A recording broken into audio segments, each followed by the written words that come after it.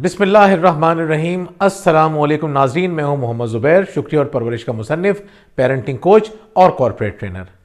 नाज़रीन, बहुत सारे वालिदैन अपनी कम इल्मी की वजह से खुद अपने बच्चों को सुस्त और काहिल बनाते हैं, अपने बच्चों को कुन जहन बनाते हैं। आज हम बात करेंगे कि किस तरह अपने बच्चों को ज़हीन और चुस्त और चाको चौबंद बनाया जा सकता है। नाज़रीन, सबसे पहले मैं आपसे एक्सपीरियंस शेयर करूंगा। एक मरतबा मैं डॉक्यूमेंट्री के सिलसिले में ईदी ओल्ड होम गया।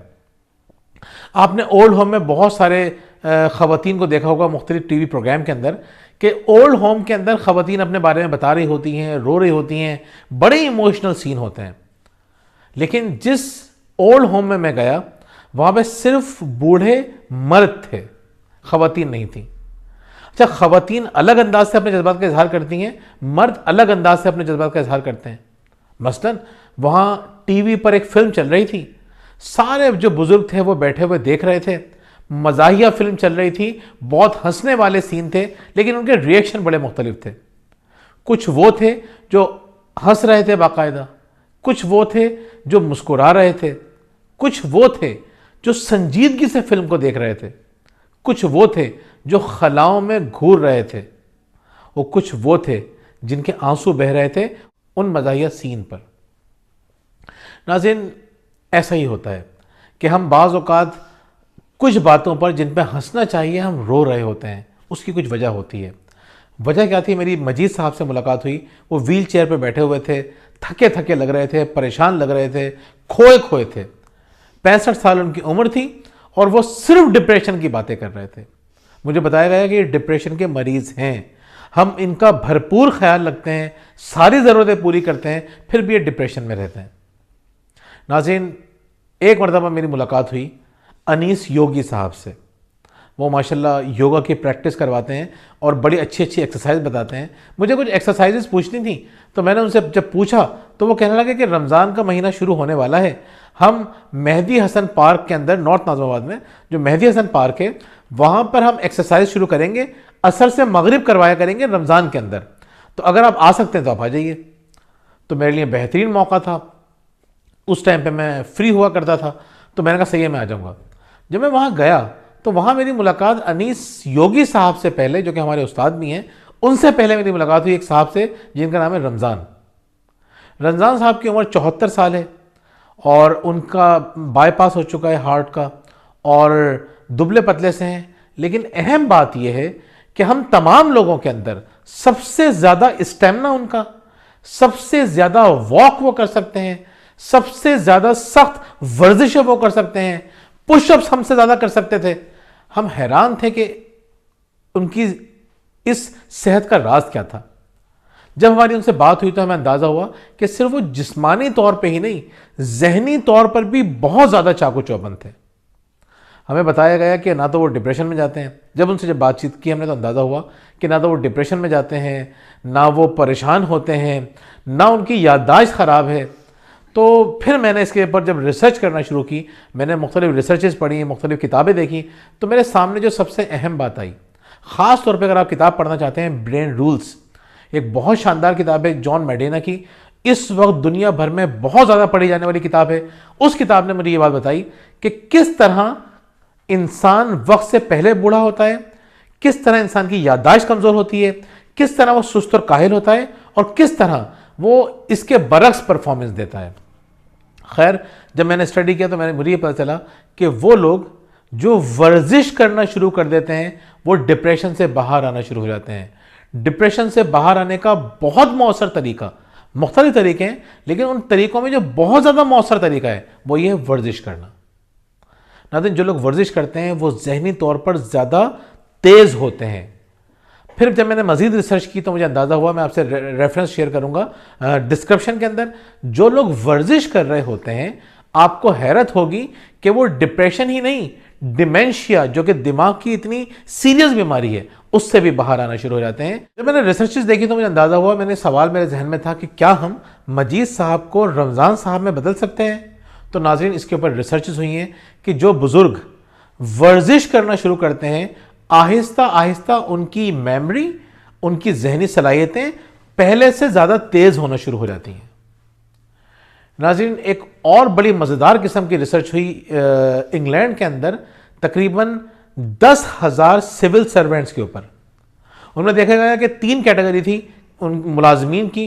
कुछ लोग वो थे जिनकी परफॉर्मेंस बहुत अच्छी थी, कुछ वो थे जिनकी दरमियानी थी, कुछ वो थे जिनकी परफॉर्मेंस बहुत ख़राब थी। रिसर्च से ये साबित हुआ कि जो लोग ज़्यादा वर्जिश करते हैं उनकी परफॉर्मेंस ज़्यादा अच्छी थी, जो कम वर्जिश करते हैं उनकी कम अच्छी थी, जो नहीं करते उनकी परफॉर्मेंस बहुत ख़राब थी। ये चीज़ सिर्फ बड़ों में नहीं, बच्चों के अंदर भी देखी गई कि जो बच्चे वर्जिश नहीं करते थे, बच्चों को 2 ग्रुप में तकसीम किया गया।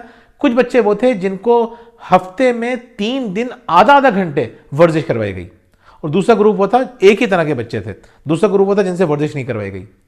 जो बच्चे वर्जिश कर रहे थे उनकी परफॉर्मेंस, उनकी जहनी सलाहियतें, उनकी कारकर्दगी हर दूसरे दिन पहले दिन से बेहतर होती चली गई।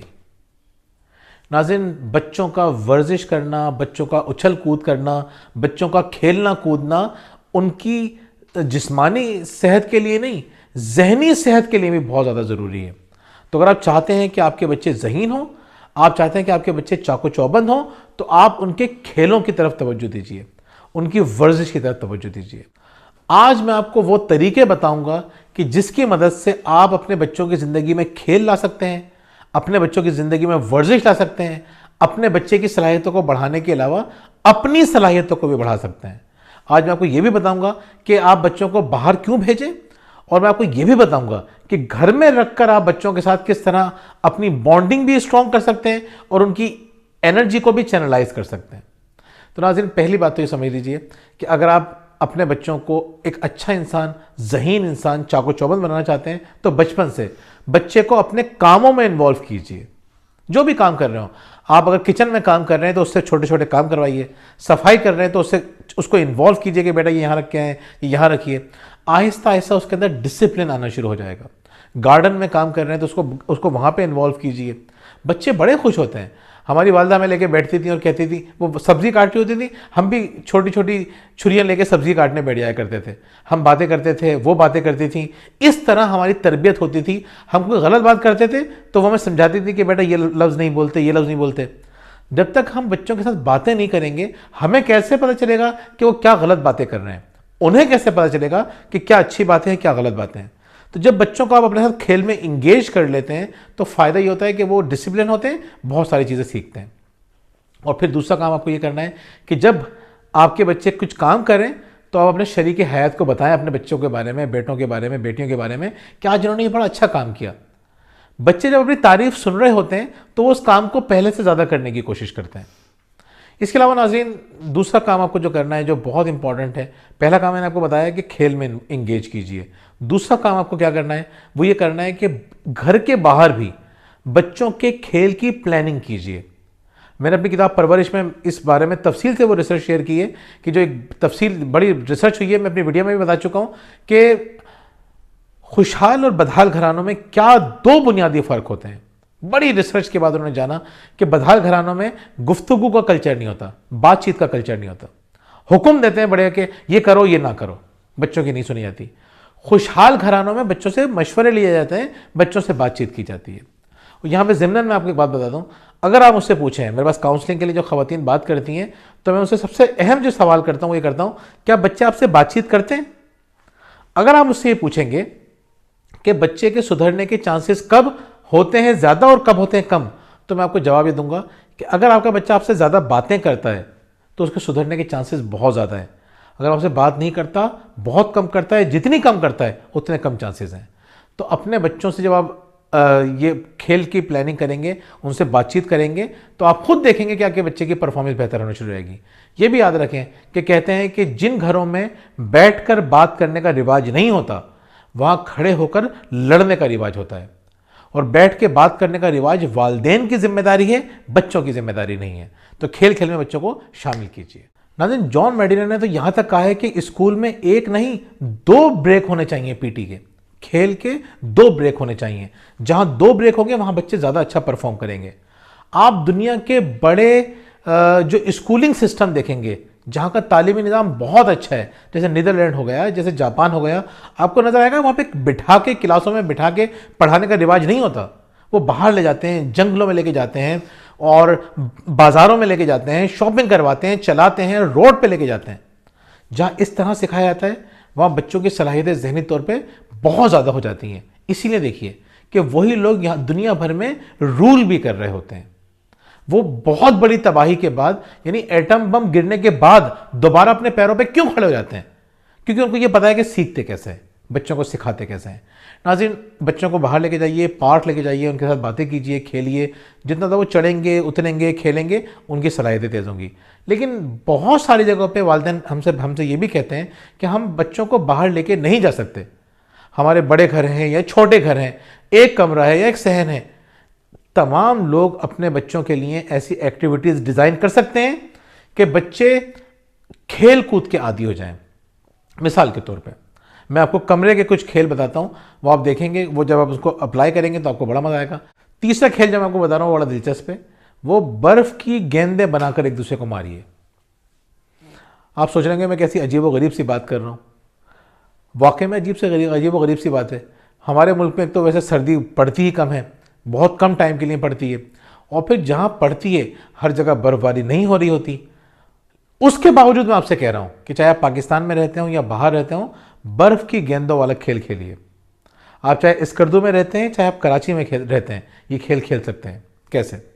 आप कागज़ की गेंदें बनाइए, कमरा बंद कीजिए, बच्चों को जमा कीजिए, बहुत सारी गेंदें बनाएं और एक दूसरे को खूब मारिए। यह ख्याल रखिए कि गेंदें बहुत भारी ना हो, हल्की हल्की हों। आप देखेंगे जब बच्चे एक दूसरे को मार रहे होंगे, आपको मार रहे होंगे, आप उन्हें मार रहे होंगे, बच्चे जब हंस रहे होंगे, खुश हो रहे होंगे, ये उनके जहन के लिए बहुत ज़बरदस्त चीज़ है। उसके अलावा एक और बड़ा मज़ेदार खेल है, ये खेल तो आप हर दूसरे दिन खेल सकते हैं और बच्चे हर दफ़ा इंजॉय करेंगे। वो क्या है? आप एक पासा लीजिए जिसको आप डाइस कहते हैं, डाइस खुद घर में बनाइए, कार्ड से बना सकते हैं, पेपर से बना सकते हैं, थोड़ा बड़ा सा बनाइए, जितना बड़ा हो उतना अच्छा है। बड़ा सा बनाने के बाद उसके 6 जो नंबर होते हैं, 1 2 3 4 5 6 नंबर मत लिखिए, उस पर मुख्तलिफ एक्टिविटीज़ लिखिए। मिसाल के तौर पर एक बच्चा उछाले और उस पर आता है कि अगर एक तरफ आपने लिख दिया कि 20 दफ़ा उठक बैठक करो, अब बच्चे को 20 दफ़ा उठक बैठक करनी है। दूसरी तरफ आप लिख सकते हैं कि परिंदे की तरह पूरे कमरे में 30 सेकंड तक घूमो, उड़ो। बच्चा उड़ेगा, आप हंसेंगे, बच्चा बहुत इंजॉय करेगा, उसकी एनर्जी इस्तेमाल हो रही होगी। आप बताइए कि 60 सेकंड तक खूब उछलो, ये काम कर सकते हैं। आप एक तरफ लिख सकते हैं कि मेंढक की तरह पूरे कमरे में घूमो, एक तरफ लिख सकते हैं कि जंपिंग करो कमरे के अंदर, एक तरफ आप लिख सकते हैं कि घोड़ा बन जाओ और पूरे कमरे में चक्कर लगाते रहो। नाज़रीन, ये 6 काम आप 6 की तरफ लिख सकते हैं, कुछ और भी लिख सकते हैं जो आपको अच्छा लगे। तो जब ये काम आप लिखेंगे तो आप देखेंगे कि बच्चे जब वो करेंगे तो उनकी एनर्जी बाहर आएगी, खेल ही खेल में उनकी वर्जिश भी हो जाएगी। इसके अलावा नाज़रीन, आप ये काम बड़ा मज़ेदार कर सकते हैं। हम बचपन में किया करते थे, अम्मी को बहुत गुस्सा आता था और अब्बू बड़ा खुश होते थे। तो अक्सर माएँ ये कहती हैं कि बच्चों को बिगाड़ने का काम जो है वो बाप का है, लेकिन ये बच्चों के लिए बड़ा मज़ेदार काम होता है। यानी क्या करें आप मुख्तलिफ कंबल लें, गद्दे लें, तकिए लें, उनको बिछाएं और सोफ़ों के ऊपर से बच्चों को कहें कि छलांग लगाएं, लेकिन आपकी मौजूदगी में करें। यानी जीने के नीचे भी बिठा सकते हैं आप 10 12 7 8 सीढ़ियों के ऊपर से, या आप जो है वो कुर्सियाँ रख के भी कर सकते हैं। तो ये काम आप करें। इसके अलावा हम एक बड़ा मज़े का खेल खेला करते थे, कुश्ती वाला, रेसलिंग। अभी भी आप देखते हैं बहुत सारे घरों में खेला जाता है कि बाप जो है वो लेटा हुआ है और बच्चे उनके ऊपर छलांगे लगा रहे हैं, उछल कूद कर रहे हैं और रेसलिंग कर रहे हैं, लड़ाई हो रही है। बाप जो है वो झूठ मूठ किसी को उठा के लिटा देते हैं और इस तरीके से खेलते हैं। तो बच्चे रेसलिंग को भी बहुत ज़्यादा इंजॉय करते हैं। इसके अलावा आप बैट ले सकते हैं और गुब्बारा या गेंद को हवा में उछाल सकते हैं। बच्चों के आपस में मुकाबले करा सकते हैं कि कौन ज़्यादा दफ़ा उछालता है। नाज़रीन, ये सारे काम करने से आप ख़ुद महसूस करेंगे कि किस कदर तेज़ी के साथ बच्चों की शख्सियत में बेहतरी आ रही होगी। जब बच्चे खुश हो रहे होते हैं, खेल के बाद आप उनको बिठाते हैं पढ़ाने के लिए, तो आहिस्ता आहिस्ता आप देखते हैं कि बच्चों का इंटरेस्ट डेवलप होना शुरू हो जाता है। बच्चों की ज़हनी सलाहियत बढ़ाने के लिए ये सिर्फ एक तरीका नहीं है, लेकिन ये मौसर तरीक़ों में से एक तरीका है। इस तरीके को अप्लाई कीजिए, अपने बच्चे की जिस्मानी और जहनी नशोनुमा की फ़िक्र कीजिए, आप देखेंगे कि वो ज़हनी तौर पर बहुत ज़्यादा तेज़ हो जाएंगे और वो चाको चौबंद हो जाएंगे, सुस्ती और काहली उनके अंदर से ख़त्म हो जाएगी। बहुत बहुत शुक्रिया।